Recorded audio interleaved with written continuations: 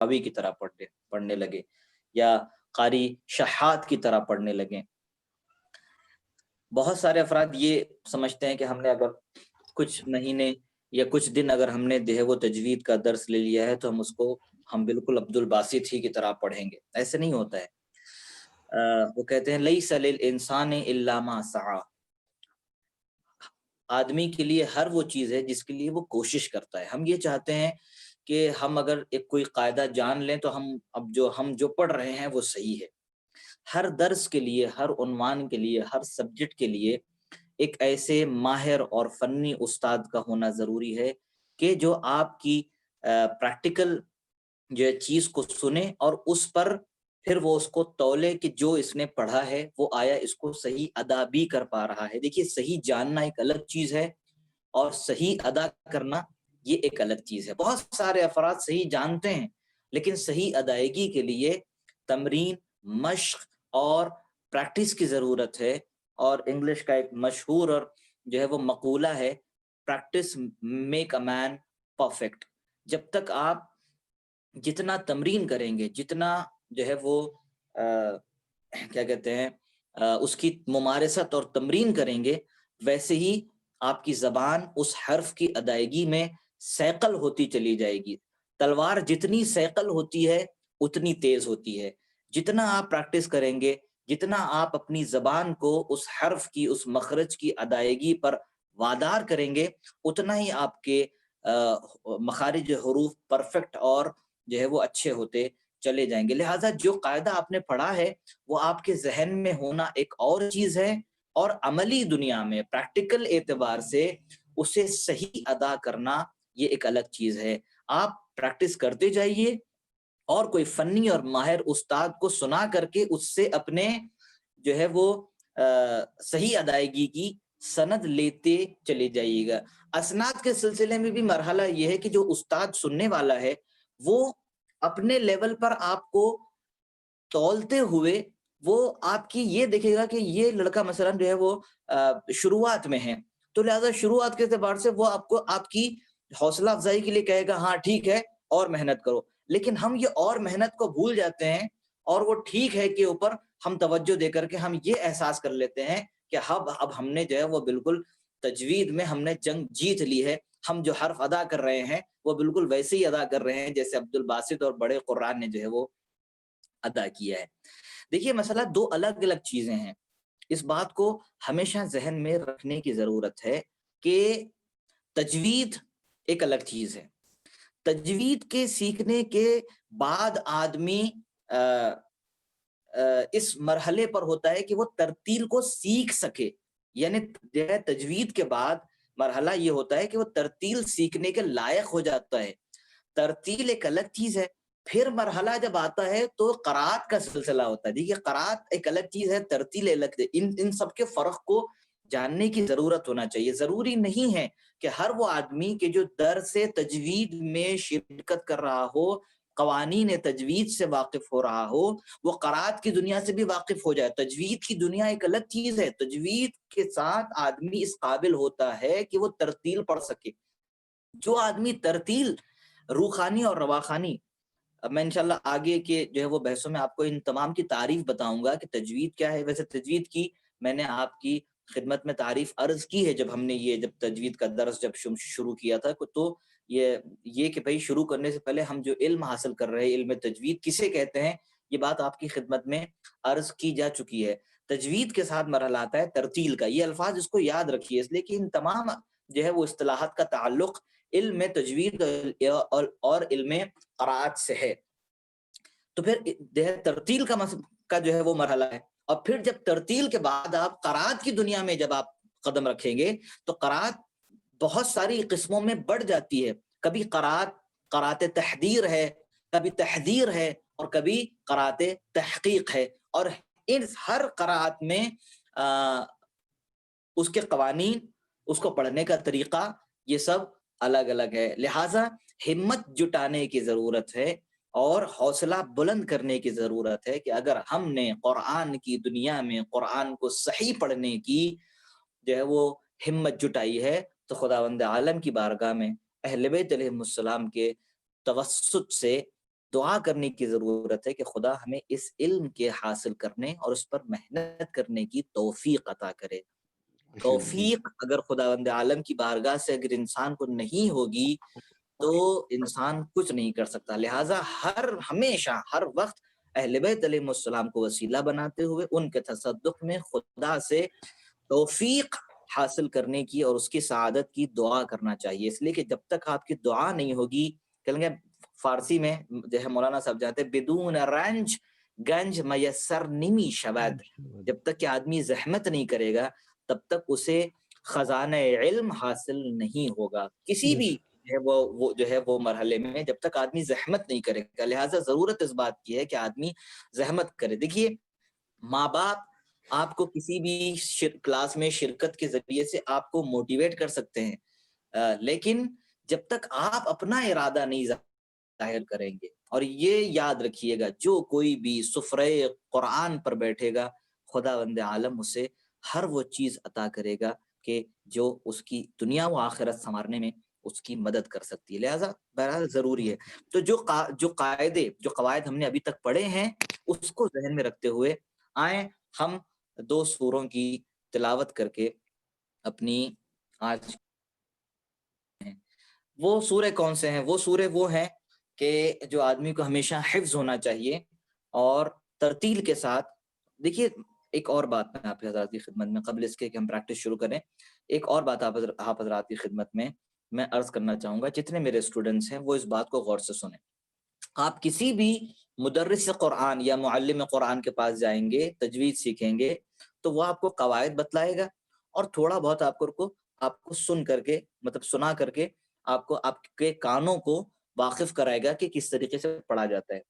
آدمی یہ ایک مرتبہ سن کر کے چاہتا ہے کہ ہم فوراً جو ہے وہ پریکٹس کرنا شروع کر دیں. نہیں، ایسے نہیں ہوتا ہے. لہٰذا توجہ کے ساتھ آپ اس قرات کو 10 سے 12 مرتبہ سنیے کہ بھئی یہ آدمی کیسے پڑھ رہا ہے اور حرف کو ادا کیسے کر رہا ہے ہمارا استاد. جب آپ 10 سے 12 مرتبہ غور سے آنکھ بند کر کے پوری توجہ کے ساتھ جب اس چیز کو آپ سنیں گے تو اب آپ اس کے ساتھ مل کر کے دھیرے دھیرے اندر زیر لب اس کو جو ہے وہ زمزمہ کرنا شروع کیجیے. مطلب جو ہے زمزم سے مراد ذرا سا اس کے ساتھ مل کر کے آہستہ آواز میں دہرائیے. پھر اس کے بعد آتا ہے کہ پھر آپ تیز پہ پڑھیے اور پڑھنے کے بعد اپنی آواز ریکارڈ کیجیے. اب تو بہرحال ٹیکنالوجی اتنی، پہلے تو یہ ہوتا تھا ہمارے بچپنے میں کہ ہم کو باقاعدہ جا کر کے جو ہے وہ ٹیپ ریکارڈر خرید کر کے لانا پڑتا تھا تو وہ بہت زحمت ہو جاتی تھی اور اس دور میں یہ حالات نہیں تھے کہ ہر آدمی اس کو افورڈ بھی کر سکے. لیکن اب تو موبائل ہر گھر میں موجود ہے تو اب وہ خرچ کرنے کی ضرورت نہیں ہے. لہٰذا آپ پڑھ رہے ہیں اس کو ایک مرتبہ ریکارڈ کرنے کی ضرورت ہے، پھر اپنے ریکارڈ کی ہوئی اپنی آواز کو سننے کی ضرورت ہے اور پھر اس کے بعد کمپیئر کرنے کی ضرورت ہے کہ جو استاد نے جو ادا کیا ہے اور جو ہم ادا کر رہے ہیں اس کے درمیان میں کیا فرق ہے. جب آپ اس فرق کو آپ خود جب جو ہے وہ اس کو جج کریں گے تو انشاءاللہ نتیجے تک پہنچیں گے. اور اگر اس طریقے سے جدیت اور وہ جیسی ہو کر کے اگر آپ کریں گے تو انشاءاللہ ان مقامات تک پہنچیں گے جہاں تک آپ کو پہنچانے کا ہم تمام کا ارادہ ہے. خداوند عالم کی بارگاہ میں حصول توفیق کی دعا کرتے ہوئے آغاز کرتے ہیں قرآن کے سب سے آخری سورہ ناس کو ترتیل کے ساتھ اور قوانین تجوید کی رعایت کے ساتھ پڑھتے ہیں. اعوذ باللہ من الشیطان الرجیم. اعوذ باللہ من الشیطان الرجیم. بسم اللہ الرحمن الرحیم. بسم اللہ الرحمن الرحیم. قل اعوذ برب الناس. قل اعوذ برب الناس. ملك الناس. ملك الناس. إله الناس. إله الناس. من شر الوسواس الخناس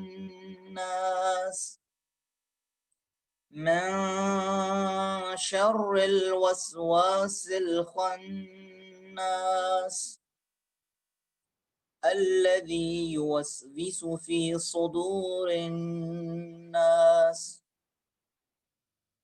الذي يوسوس في صدور الناس من الجنة والناس من الجنة والناس. قابل غور بات اس سورے میں یہ ہے، آپ نے غور بھی کیا ہوگا کہ جہاں کے اوپر نون مشدد ہے، یعنی وہ نون کی جس کے اوپر علامت تشدید لگی ہوئی ہے، وہاں پر ہم نے غنّے کا استعمال کیا ہے. غنّے کی ادائیگی کو سیکھنے کے لیے یہ سورہ مختصر ہونے کے باوجود بہت ہی زیادہ مفید ہے کہ جہاں کے اوپر آپ پڑھ رہے ہیں قل اعوذ برب الناس ملک الناس الہ الناس، تو یہ نون مشدد، وہ نون کی جس کے اوپر علامت تشدید لگی ہوئی ہے، وہاں پر قانون غنہ کی رعایت کے سیکھنے کے لیے یہ سورہ آپ کے لیے بہترین ہے. امید ہے کہ اس جو وہ قاعدے کی رعایت کے ساتھ آپ اس سورے کی پریکٹس کریں گے. دوسرا سورہ سورہ فلق ہے. اعوذ باللہ من الشیطان الرجیم بسم اللہ الرحمن الرحیم قل اعوذ برب الفلق من شر ما خلق. یہ سورہ جہاں کے اوپر آپ قلقلہ، قانون قلقلہ کی جب آپ جو ہے وہ پریکٹس کریں گے تو قانون قلقلہ کے لیے یہ سورے کی پریکٹس بہت ہی ضروری ہے. بسم اللہ الرحمن الرحیم قل اعوذ برب الفلق من شر ما خلق ومن شر غاسق اذا وقب ومن شر النفاثات في العقد ومن شر حاسد اذا حسد. امید ہے کہ قانون قلقلہ اگر آپ کو یاد نہ ہو تو ذرا سا دہرا دوں کہ 5 ایسے حرف ہیں، قاف، طا، با، جیم، دال، جس کا مجموعہ قطب و جد ہوتا ہے.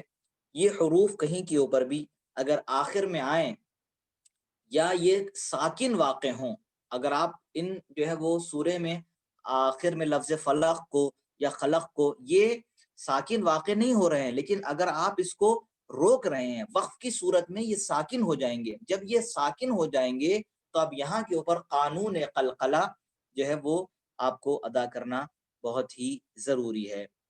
قل اعوذ برب الفلق فلق من شر ما خلق خلق. اسی طریقے سے غاسق اذا وقب وقب ومن شر النفاثات في العقد عقد ومن شر حاسد اذا حسد. تو یہ 2 سورے، ایک سورہ غنّے کی رعایت کے ساتھ اور دوسرا سورہ قانون قلقلہ کی رعایت کے ساتھ. امید کرتا ہوں کہ ہمارے سننے والے، ہمارے اسٹوڈنٹس، ہمارے طالب علم اس کو پڑھ کر کے کوشش کریں گے کہ اس لیے کہ یہ چھوٹے چھوٹے سورے ہیں کہ اگر آپ اس کی پریکٹس کرتے چلے جائیں گے تو پھر اس کی رعایت بقیہ اور جب آپ ترتیل پڑھیں گے یا قرآن کی تلاوت کریں گے یا قرات کریں گے تو وہاں آپ کو خود بخود جب آپ پریکٹس کرتے ہوئے ان کی ادائیگی پہ جب آپ جو ہے وہ مضبوط ہو جائیں گے تو جہاں کہیں بھی اس طریقے کی جو ہے وہ عبارت ہوگی تو آپ نہ چاہتے ہوئے بھی، چونکہ آپ تمرین کیے ہوئے ہوں گے، تو وہاں کے اوپر آپ صحیح پڑھیں گے۔ امید کرتا ہوں کہ آج کا درس مفید رہا ہوگا۔ اگر اس حوالے سے کسی طرح کے